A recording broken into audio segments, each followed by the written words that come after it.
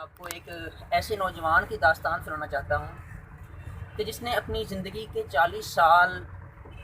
وہ مشقت بھرے گزارے۔ جی اس نوجوان نے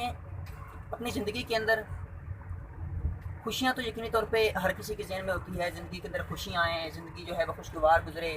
گھروں میں گزرے، آسانی کے ساتھ گزرے، کسی قسم کی کوئی پریشانی نہ ہو۔ مگر اس نوجوان نے اپنی زندگی کو داؤ پر لگایا، اور وہ کس لیے؟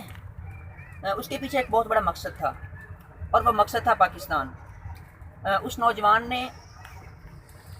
دشمن کی قید کے اندر زندگی گزاری، اور زندگی کے 40 سال اس نے دشمن کی قید میں گزارے۔ اور ایک تو ہے صرف قید میں گزارنا، بلکہ اس سے بڑھ کر جو مشقت والی بات وہ یہ کہ اس نے 40 سال قید میں گزارے، اور وہ قید کس جگہ پہ تھی؟ وہ قید 4 فٹ کی اس کوٹھڑی کے اندر تھی، جس کے اندر وہ نوجوان نہ کھڑا ہو سکتا تھا نہ لیٹ سکتا تھا۔ اور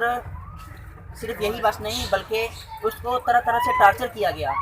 اور ٹارچر بھی اس انداز سے کہ اس کی زبان کو کاٹ دیا گیا، کہ صرف اس وجہ سے کہ وہ پاکستان زندہ باد کا نعرہ لگاتا تھا۔ اس کی زبان سے پاکستان زندہ باد کی آواز نکلتی تھی، اس کی صدا پاکستان زندہ باد ہی ہوتی تھی، اس کے علاوہ اور وہ کوئی بات نہیں کرتا تھا۔ تو وہ نوجوان، اس کے ہاتھوں کے ناخن نکال دیے گئے، اور اس کے ساتھ اس کے جو دانت ہیں، دانت نکال دیے گئے پلاس کی مدد سے، اور اس کو اس طرح سے ٹارچر کیا گیا، کرنٹ لگایا گیا، اتنی مشقت دی گئی، اور اس مشقت کے باوجود بھی، یہ ساری تکلیفیں برداشت کرنے کے باوجود بھی اس نوجوان نے ہمت نہیں ہاری، بلکہ اس نے پاکستان کی خاطر، لا الہ الا اللہ محمد رسول اللہ والے وطن کی خاطر اس نے اپنی جان جو ہے وہ داؤ پر رکھی،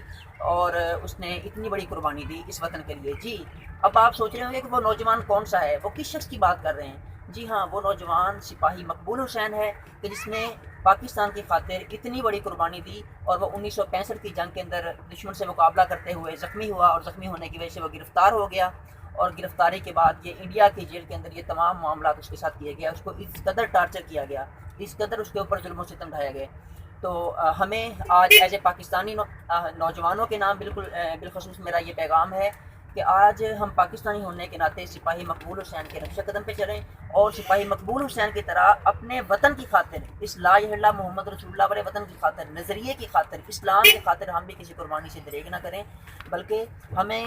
کسی بھی طرح کی جو ہے وہ مصیبت کا سامنا کرنا پڑتا ہے، پریشانی کا سامنا کرنا پڑتا ہے، تو ہم اس کے اوپر